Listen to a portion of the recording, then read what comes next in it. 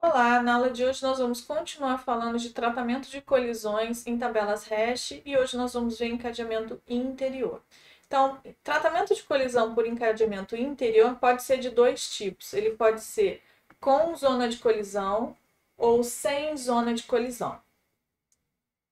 Então, encadeamento interior a gente vai usar nas situações em que a nossa aplicação tem problema de espaço, em que a tabela não pode crescer indefinidamente.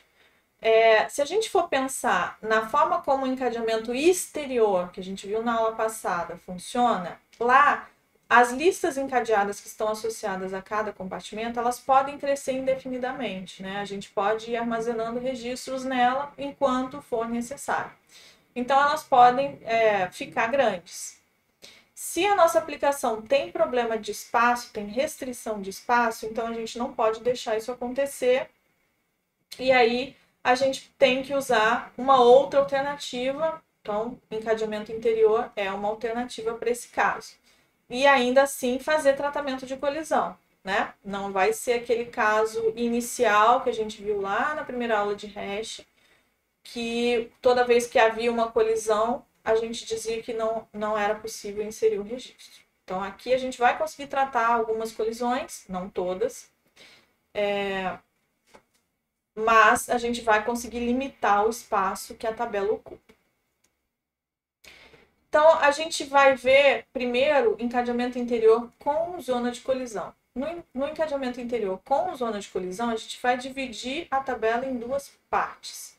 Uma parte que vai ter os endereços base, essa parte vai ter um tamanho P, e uma parte para lidar com as colisões, e essa parte vai ter tamanho S. Então, a soma de P e S vai dar M, que é o número de compartimentos total da nossa tabela. E nesse caso aqui, vai ser o número máximo de registros que a gente vai poder armazenar nessa tabela, vai ser M. Agora, a nossa função de hash, ela não vai mais poder gerar endereços de 0 até m-1, mas ela vai ter que gerar endereços de 0 até p-1, porque ela tem que respeitar esse tamanho aqui da parte de endereços base, o tamanho p, né? E cada nó vai ter a mesma estrutura que a gente usava no encadeamento exterior, naquela tabela de dados, quando a gente está pensando na implementação em disco, tá? Então, como é que funciona? Aqui tem um exemplo. A gente tem essa tabela aqui que tem 7 compartimentos. Ela foi dividida em duas partes. A parte de endereços base tem tamanho 4 e a parte da zona de colisão tem tamanho 3. A gente está usando, então, agora, ao invés de x mod 7, x mod 4, porque a minha função de hash tem que endereçar só essa primeira parte da tabela aqui. E as inserções vão funcionar da seguinte forma. O registro está sendo inserido dentro da própria tabela. Então, quando eu quero inserir o 48, eu vou fazer 48 mod 4 dá 0, vou inserir ele aqui no compartimento 0. E o ponteiro dele, para o próximo, está apontando para null por enquanto. Quando eu quero inserir a chave 3, mesma coisa, aplico a função de hash, ela me retornou o endereço 3, então insiro a chave 3 no endereço 3. O ponteiro para o próximo está apontando para null por enquanto. Agora eu quero inserir o 80. O 80 mod 4 também é 0, então eu venho aqui, o compartimento 0 já está ocupado. Então eu vou inserir o 80 no primeiro compartimento livre da zona de colisões e vou fazer o ponteiro do 48 apontar para o 80. E aí o ponteiro para o próximo do 80 aponta para null por enquanto. Depois eu quero inserir o 31. O 31 vai colidir no endereço 3 aqui com a chave 3. Então, vou inserir o 31 na zona de colisão e vou fazer o próximo do 3 apontar para cá. O próximo do 31 aponta para null. Então, esse risquinho aqui está sinalizando que ele aponta para null. E por último, eu quero inserir o 20. Então, 20 mod 4 também é 0. Colidiu aqui. Eu vou inserir o 20 aqui na zona de colisão. E vou ajustar os ponteiros da lista encadeada. Então, o 48 estava apontando para o 80, o 80 estava apontando para null. Então, agora o 80 vai passar a apontar para o 20 e o 20 aponta para null. Bom, nesse caso aqui, o que vai acontecer? Se eu precisar inserir mais um registro que colida ou no endereço 0 ou no endereço 3, vai acontecer um overflow. Por quê? Porque não tem mais espaço aqui na zona de colisão para eu acomodar as colisões. Agora, se eu precisar inserir algum registro no endereço 1 ou no endereço 2, eu vou poder fazer essa inserção sem problema nenhum. Tem aquele espaço ali, ele pode ser usado, mas ele só pode ser usado por um registro que a função de hash retorne endereço 1 ou endereço 2. Se houver a colisão, se for 0 ou 3 nesse exemplo, vai haver overflow. Não vou poder acomodar essa inserção. Bom, qual que deve ser a relação de tamanho entre P e S? Né? Para a gente pensar nessa relação, a gente pode pensar nos casos extremos. Né? O que acontece quando P é muito grande e S é muito pequeno? Então, por exemplo, o que acontece quando P é m-1 e o S é 1? O que vai acontecer é que vai acontecer, nesse caso, overflows muito cedo, né? O primeiro registro que colide, ele vai ser armazenado ali na zona de colisão, que tem tamanho 1. Já do segundo em diante, ele não vai poder mais ser armazenado, mesmo que existam vários endereços base vazios na minha tabela, que ainda não tenham sido preenchidos, né? Agora, o que acontece quando P é muito pequeno e S é muito grande? Então, pensando no caso extremo, P é igual a 1 e S é igual a M-1. Nesse caso, a gente vai ter uma degradação do funcionamento da tabela hash, porque a gente vai ter uma lista encadeada muito grande. Todos os registros vão colidir, né? O primeiro vai ser armazenado no endereço da base, né? E os outros todos vão colidir. Então, todos eles vão estar armazenados na mesma lista encadeada lá na zona de colisão. Então, vejam, gente, que a gente tem aqui a lista encadeada sendo armazenada internamente na tabela. Por isso que esse nome de encadeamento interior, né? Se a gente voltar aqui nesse exemplo, a gente vê que a cabeça da lista encadeada está sempre armazenada nessa primeira parte aqui de endereços base, e o restante, o segundo nó em diante da lista encadeada, está armazenado aqui na zona de colisão. Então, a gente tem que tomar um cuidado especial quando a gente está escolhendo a proporção de tamanho de P e S para não cair nesses casos extremos e acontecer ou overflows muito cedo ou uma degradação do desempenho, porque a lista encadeada fica muito grande, né? Todo mundo colide. Bom, a outra opção é a gente não usar uma zona de colisão. Então, a gente vai fazer encadeamento interior sem zona de colisão, tá? Então, qualquer endereço da tabela vai poder ser endereço base ou endereço de colisão. Então, quando acontecer uma colisão, a gente vai inserir o registro que tem aquela chave no primeiro compartimento vazio a partir do compartimento em que ocorreu aquela colisão. Só que nesse caso a gente vai gerar um efeito indesejado. Vão acontecer colisões que a gente chama de secundárias. O que são colisões secundárias? São colisões que são provenientes da coincidência de endereços para chaves que não são sinônimas pela função de hash. Colidiu porque eu usei aquele endereço ali que não era sinônimo para tratar uma colisão de uma outra chave que tinha sido inserida anteriormente. Então, aqui tem um exemplo de encadeamento interior sem zona de colisões. Eu estou usando a minha função de hash agora, ocupando todos os espaços, né, gerando endereços base para todos os endereços. Então, a minha função é xmod7. Eu quero inserir o 28, 28 mod 7 dá 0, então inseri o 28 aqui. 35 mod 7 também dá 0, então colidiu, e aí eu vou inserir o 35 no próximo endereço livre, que é esse aqui, e aí o 28 está apontando para cá agora, e esse aqui, o próximo desse, está apontando para null. 14 também colidiu aqui no endereço 0, então vou inserir o 14 aqui no próximo livre, vou fazer o 35 apontar para cá, e o próximo do 14 está apontando para null. O 9 mod 7 dá 2. Então, eu vou tentar inserir o 9 aqui, só que aqui está acontecendo aquilo que eu falei de colisão secundária, né? Essa chave 14 não é sinônima de 9 pela função de hash x mod 7. Mas esse 14 está aqui por tratamento de colisão do endereço 0. Então, eu não posso inserir o 9 aqui, eu vou inserir o 9 no próximo endereço livre e vou fazer o próximo do 14 e apontar para o 9. O que aconteceu aqui? Aconteceu uma fusão das listas encadeadas, né? A lista encadeada do endereço 0 agora está se misturando com a lista encadeada do endereço 2. E por último, eu quero inserir o 70. O 70 também colidiu aqui no 0, então vou inserir ele no próximo aqui. E agora eu vou ter que continuar aqui a lista encadeada do 9 para cá. Né? Então, essas duas listas encadeadas se fundiram, como eu comentei. Uma observação importante, a figura 10.7 do livro, no qual essa aqui está baseada, ela faz a busca dos compartimentos livres de baixo para cima. Então, ela vai inserir o 35, ao invés de inserir aqui, vai inserir aqui embaixo e vai procurando os próximos de baixo para cima. Aqui a gente está usando a de cima para baixo, sempre procurando o endereço seguinte ao endereço onde aquela chave deveria estar. Então, a gente vai olhar uma implementação em memória principal desse encadeamento interior sem zona de colisão. A gente também continua armazenando alunos, como nas duas aulas anteriores. Então, a chave é a matrícula, tem o CR. Aqui tem um ponteiro para o próximo e tem um flag ocupado. Notem que esse próximo aqui, apesar dele ser um ponteiro, ele não é um ponteiro em memória, né? Ele é um ponteiro para o endereço do compartimento, ele guarda um endereço de compartimento, tá? Então, a gente vai usar -1 para representar null, como a gente fazia lá na implementação em disco do encadeamento exterior. E a gente está criando aqui um vetor que vai ser alocado dinamicamente, dependendo do tamanho da tabela que a gente quer representar.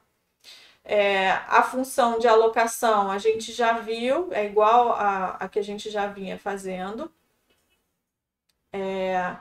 E a gente tem uma função de inicialização que recebe o ponteiro do vetor, né, que vai representar a tabela, e a quantidade de compartimentos que a gente quer, e vai fazer a inicialização dessa tabela fazendo a alocação. Então, ele já está criando ali os alunos vazios, né, com matrícula -1, CR -1, o flag de status liberado e o ponteiro para o próximo -1. A função de busca, então, ela assume que a tabela foi inicializada, então aquela função de inicialização tem que ser chamada antes de eu fazer a primeira busca. E ela retorna, se a chave X que está sendo buscada for encontrada, ela vai retornar achou igual a 1. Esse achou aqui, ele é um ponteiro que é passado aqui como parâmetro da função. Então, ele vai atualizar o valor desse ponteiro, na verdade. E vai retornar o endereço onde a chave X foi encontrada. Então, essa função, ela retorna um inteiro. Esse inteiro é o endereço do compartimento onde a chave foi encontrada. Se a chave não foi encontrada, então achou vai ser 0 e há duas possibilidades para o valor que vai ser retornado pela função. Ou ele vai retornar um endereço de algum compartimento livre, se ele tiver encontrado na lista encadeada associada àquela matrícula. Isso para facilitar as inserções. Ou ele vai retornar -1 se não encontrou nenhum endereço livre. Então, a função de busca começa lá assumindo que o achou é -1, ele declara esse tempo aqui, calcula um endereço de hash, né, baseado na função de hash. Então, enquanto ele não achou, né, enquanto achou -1, ele vai lá, pega o endereço, o aluno que está na tabela naquele endereço, que foi retornado ali pela função de hash. Se não está ocupado, se aquele compartimento não está ocupado, ele achou o compartimento livre, então ele guarda esse endereço para retornar, caso a chave não seja encontrada. Aí ele testa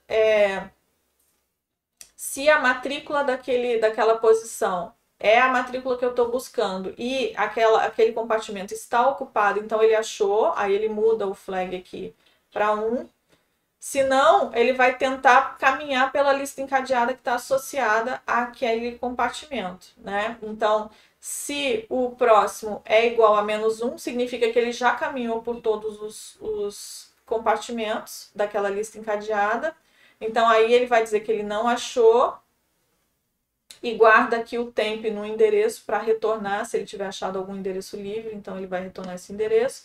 Se não, ele avança para o próximo e aí volta lá para cima para o while. E no final ele vai retornar o endereço. Esse endereço vai ser ou o endereço livre que ele achou, ou vai ser o endereço onde o aluno que tem aquela matrícula foi encontrado. A função de inserção, ela assume que pois é um endereço onde será feita a inserção. Então, essa pois vai ser ou o resultado de uma busca sem sucesso, que achou um compartimento livre, ou se não achou um compartimento livre, então ele vai ter que procurar onde fazer a inserção, tá? Então a gente vai ver, eu não coloquei a implementação aqui no slide porque não cabia, então a gente vai ver a função de inserção que está lá na implementação que está disponível no site da disciplina. Então aqui tem a função de insere, né?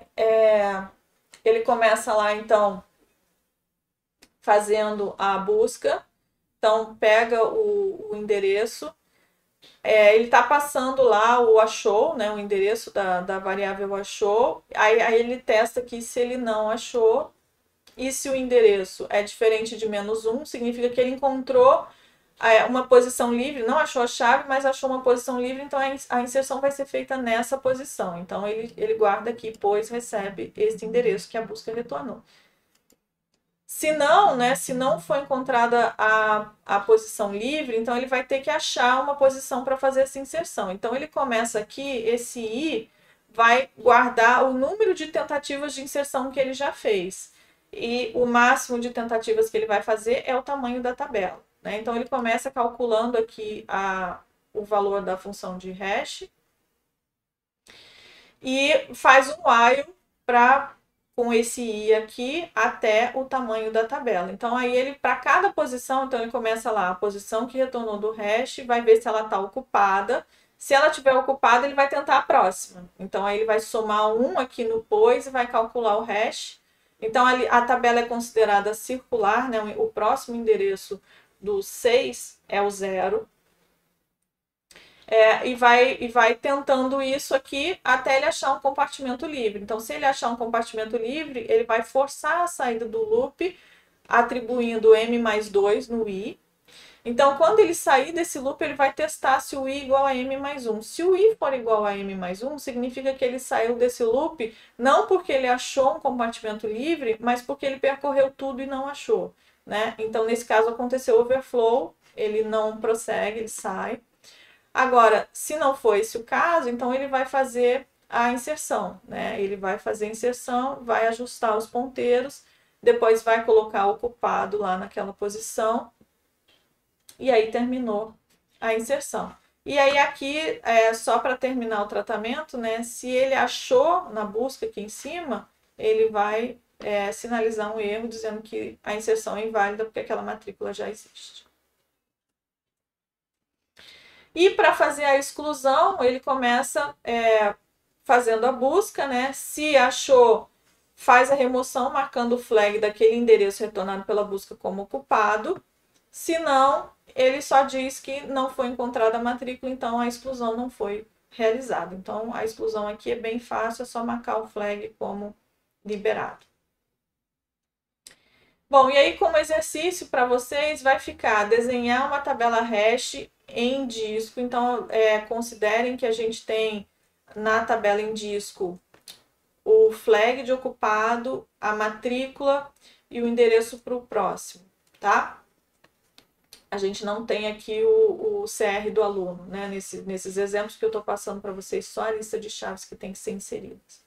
Então, nesse primeiro exercício, eu quero que vocês usem tabela hash com encadeamento interior sem zona de colisão, considerando que a tabela tem tamanho 7 e a função de hash é x mod 7, e depois repetir o exercício anterior usando zona de colisão, então encadeamento interior com zona de colisão, e a zona de colisão tem tamanho 3, então aqui a função de hash vai ser x mod 4, né, porque o tamanho da tabela é 7, e tem 3 compartimentos para a zona de colisão, sobraram 4 para endereços base. Então, a função de hash aqui vai ser x mod 4, como naquele exemplo que a gente viu nessa aula. Então, A referência para essa parte da matéria continua sendo o capítulo 10 do livro de estruturas de dados e seus algoritmos. Bons estudos e até a próxima aula.